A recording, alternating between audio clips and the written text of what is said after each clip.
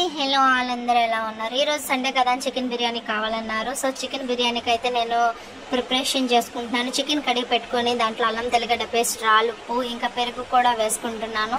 పెరుగుతో పాటు కొంచెం నిమ్మకాయ కూడా వేసుకుంటున్నాను. ఎందుకంటే నిమ్మకాయ వేసుకోవడం వల్ల ఎంత కారం వేసినా కారం అనేది తెలియదు.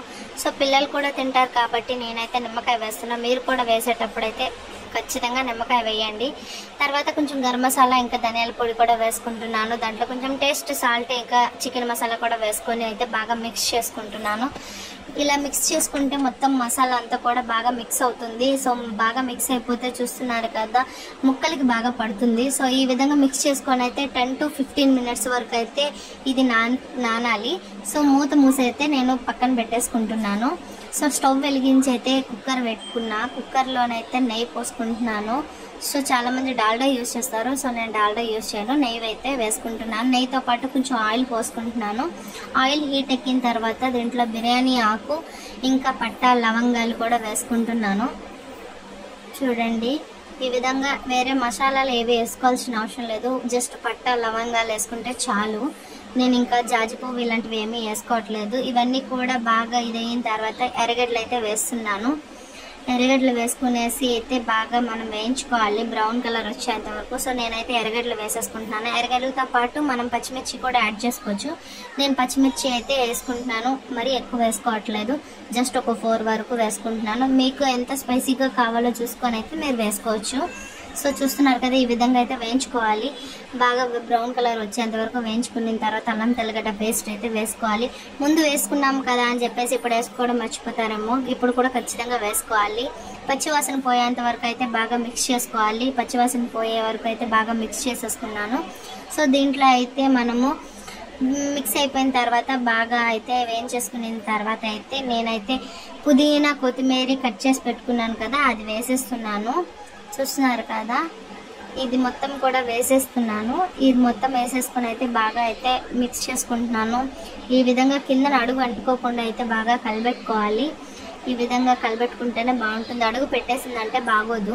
సో ఈ విధంగా బాగా కలిపెట్టేసుకున్న తర్వాత అయితే దీంట్లోనైతే నేను ఇప్పుడైతే టమాటాలు వేసేస్తున్నాను.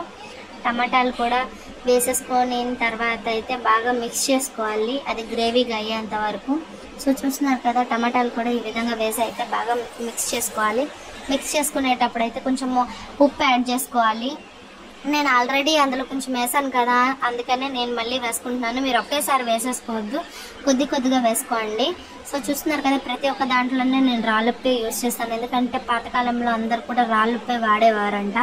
సో టేస్ట్ కోసమని నేను కూడా రాళ్ళుప్పే వాడతాను. చాలా టేస్టీగా ఉంటాయి ప్రతి వంటలు కూడా. చూస్తున్నారు కదా, ఈ విధంగా గ్రేవీగా అయిపోయిన తర్వాత అయితే మనం మిక్స్ చేసి పెట్టుకున్న చికెన్ అయితే ఇందులో వేసేసుకోవాలి. నేనైతే చికెన్ వేసేస్తున్నాను ఇందులో. చూస్తున్నారు కదా, ఈ విధంగా అయితే చికెన్ మొత్తం కూడా వేసేసుకోవాలి. సో ఆ గ్రేవీతో పాటు వేసేసుకుంటే చాలా బాగా అయితే మిక్స్ అయిపోతుంది. చూస్తున్నారు కదా, ఈ విధంగా అయితే మిక్స్ చేసేసుకోవాలి. అప్పుడే మీకు బాగా ముక్కకి అనేది ప్రతి ఒక్కటి కూడా బాగా పడుతుంది. సో కొంచెం కారం యాడ్ చేసుకుంటున్నాను. స్పైసీగా ఉండడం కోసం అయితే నేను 1.5 స్పూన్ అయితే వేసాను. దాంతోపాటు కొంచెం గరం మసాలా కూడా వేసాను. ధనియాల పొడి కూడా వేసుకుంటున్నాను. ధనియాల పొడితో పాటు మీరు ఇంకా కావాలంటే ఇంకా మసాలాలు యాడ్ చేసుకోవచ్చు. నేను ఇంకేం యాడ్ చేసుకోవట్లేదు, మరి ఎక్కువ మసాలా అయిపోతుందని చెప్పేసి. సో ఈ విధంగా మిక్స్ చేసేసి అయితే బాగా అయితే మిక్స్ చేసుకోవాలి. ముక్కకి ప్రతి ఒక్కటి కూడా బాగా పట్టుకోవాలి కాబట్టి బాగా మిక్స్ చేసుకోవాలి. మిక్స్ చేసుకొని అయితే ఒక 2 minutes వరకు అయితే మూత పెట్టుకోవాలి. ఈ విధంగా మూత పెట్టుకుంటే చూస్తున్నారు కదా, వాటర్ లాగా అయితే వస్తుంది. వాటర్ లాగా వచ్చిన తర్వాత అయితే చాలా బాగా మనకి మసాలా మొత్తం బాగా మిక్స్ అయినట్టు అనమాట. సో నేను బిర్యానీ మసాలా కొంచెం వేస్తున్నాను. సో బిర్యానీ మసాలా వేసిన తర్వాత అయితే బాగా మిక్స్ చేసుకోవాలి. మిక్స్ చేసేసుకొని అయితే నేనైతే మూత మూసేస్తాను. సో చూస్తున్నారు కదా, ఈ విధంగా అయితే మనం మిక్స్ చేసేసుకోవాలి. మిక్స్ చేసేసుకొని అయితే మూత మూసేసుకోవాలి. 1 to 2 విజిల్స్ వరకు పెట్టుకోవాలి. నేను 2 విజిల్స్కి అయితే పెట్టుకున్నాను. సో విజిల్ అయిపోయింది. గాలి తీసేసి అయితే మూత తీసి పక్కన పెట్టేసుకున్నాను. చూస్తున్నారు కదా, వాటర్ అయితే ఈ విధంగా వచ్చేసి అయితే ముక్కలు అయితే బాగా అయితే ఉడికిపోయినాయి. ఉడికిపోయిన తర్వాత అయితే బాగా మిక్స్ చేసేసుకొని అయితే చూస్తున్నారు కదా, ముక్క అయితే బాగా ఉడికిపోయాయి. మెంతాకుని అయితే నేను బాగా ఎండబెట్టుకుంటాను. సో ఎండబెట్టుకుంటే మెంతాకు ఈ విధంగా అయిపోతుంది అనమాట. సో మెంతాకు వేసుకోవడం వల్ల ఏమంటే టేస్ట్ బాగా ఉంటుంది. సో టేస్ట్ కోసం అని చెప్పి నేను మెంతాకు వేస్తున్నాను. మెంతాకు వేసి అయితే బాగా కలిపెట్టేసుకున్నాను. మెంతకు వేసేసిన తర్వాత అయితే రైస్ వేస్తున్నాను. రైస్ కూడా చూస్తున్నారు కదా, వాటర్లోనే ఉంచాలి, లేదంటే బియ్యం విరిగిపోతాయి.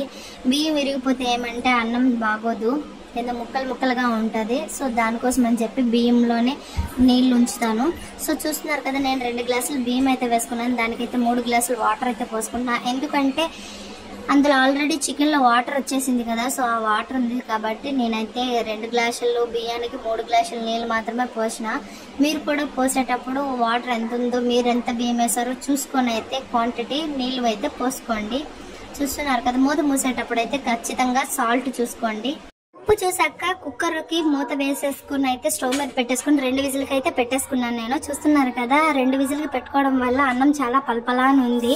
అట్లనే కుక్కర్లో ఉంచేయకూడదు, తీసి అయితే బేషన్లో వేసుకోవాలి. బేషన్లో వేసుకోవడం వల్ల ఏమంటే ఫ్రీగా ఉండడం వల్ల రైస్ అయితే ముద్ద కట్టకుండా అయితే ఉంటుంది. మీరు ఎప్పుడు తిన్నా కానీ రైస్ అయితే పలపలాని ఉంటుంది. సో చూస్తున్నారు కదా, ఈ విధంగా అయితే ఉంది నేను చేసిన బిర్యానీ. సో మీలో ఎంతమందికి అయితే చికెన్ ఫ్యాన్స్ ఉన్నారో నాకైతే కామెంట్ సెక్షన్లో కామెంట్ చేయండి. ఇది సండే బిర్యానీ స్పెషల్ అన్నమాట. చూస్తున్నారు కదా, ఈ వీడియో నచ్చినట్లయితే లైక్ చేయండి, షేర్ చేయండి, కామెంట్ చేయండి. నా ఛానల్ని సబ్స్క్రైబ్ చేసుకోవడం మర్చిపోకండి.